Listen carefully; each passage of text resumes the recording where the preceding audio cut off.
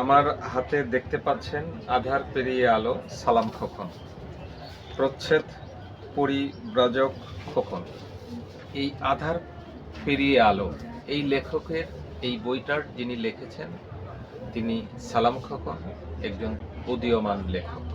এই লেখকের এই বইটা আমার মনে হয় যে বাচ্চাদের, বিশেষ করে কিশোরদের হাতে এই বইটা যদি আপনি তুলে দেন তাহলে অনেক মেসেজ এই বইটার মধ্যে আছে, যেটা পড়লে বাচ্চারা বুঝতে পারবে যে তার কি করণীয়, কি করতে হবে এবং কি করা যাবে না।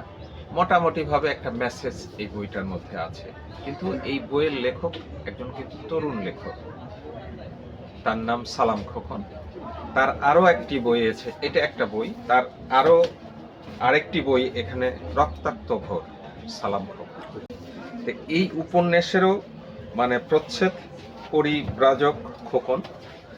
এই উপন্যাসের যদি কিশোর এবং বয়স্ক যারা আছেন এই উপন্যাসটা পড়লেও আমার ভালোভাবে এই উপন্যাস সম্পর্কে একটা স্পষ্ট একটা মেসেজ আছে এই উপন্যাসের মধ্যে। এই উপন্যাসটা যদি আপনারা নিজেরা পড়েন বা আপনার কলেজ পড়ুয়া যারা আছেন, যারা শিক্ষার্থী ইউনিভার্সিটিতে পড়েন, এই বইটা আপনাকে অনেক বিষয়ে মোটামুটিভাবে আপনি ডিসিশন নিতে, জীবন সম্পর্কে ডিসিশন নিতে আপনি নিতে পারবেন। এরপরে সালাম খোকনের আরেকটি বই আছে চতুষ্কোণ গ্যাং, বন্ধুত্বকে কেন্দ্র।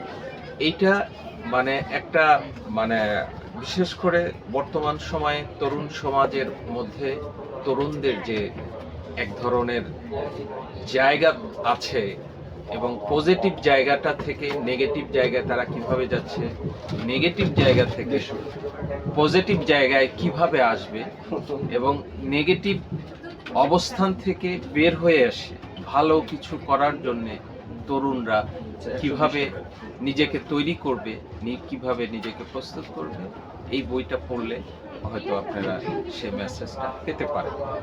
তবে এই যেটাই তিনটি বই এবছর এই মেলায়, অমর 21শে বই মেলা 2026-এ সালাম খোকনের লেখা এসেছে। কিন্তু এখানে একটা বিষয় স্পষ্ট, আমি একভাবে বলবো কিন্তু আপনি আরেকভাবে বলবেন, আরেকজন আরেকভাবে বলবেন, কিন্তু গল্প, উপন্যাস, কবিতার বইগুলা কিভাবে আপনি নিবেন সেটা একান্তই আপনার মতো করে একটা গল্প বা একটা কবিতা, একটা উপন্যাস পড়ার পর সেই জায়গাটা কিন্তু আপনার মতো করে আপনি সাজাবেন। তবে কিছু জায়গায়, কিছু উপন্যাসে, কিছু গল্পে, বিশেষ করে সালাম খোকনের এই বইগুলাতে স্পষ্ট কিছু মেসেজ দেওয়া আছে। সেগুলা যদি বিচার বিবেচনার মাধ্যমে একজন তরুণ বা একজন কলেজ ইউনিভার্সিটির শিক্ষার্থী যদি সেই মেসেজগুলো বুঝতে পারে তাহলে হয়তো পজিটিভ চিন্তার দিকেই যাবে। আশা করি আপনারা সবাই ভালো থাকবেন, সুস্থ থাকবেন। আসসালামু আলাইকুম।